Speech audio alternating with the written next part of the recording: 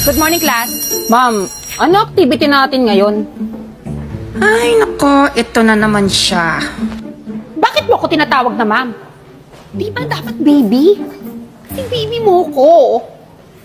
Di ba sinabi ko na sa'yo ang activity natin ngayon? Ang activity natin ngayon ay ang mahalin ka habang nasa eskwelahan tayo. Okay, i-open niyo yung page 143, activity 3. Ma'am, ito po ba yung activity 3? Yung what is good question about love?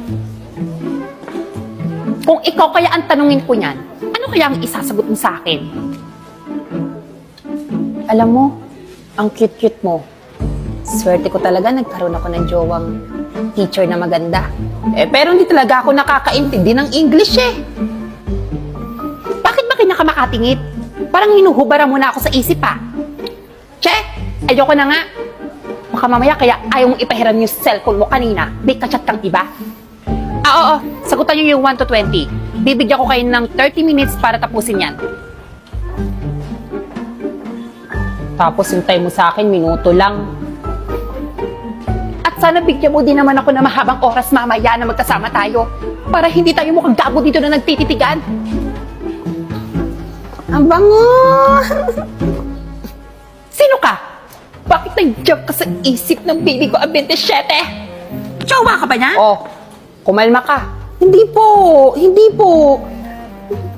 Sino ka? Bakit nag-jump ka sa isip ng baby ko ang 27? Hindi ko rin po alam kung bakit nandito ko sa isip ng kapatid ko. Ano ibig sabihin yan? Bakit mo iniisip yung kapatid mo? Bakit nandyan siya sa isip mo? Ano ibig sabihin yan? May tinatago ka ba sa akin?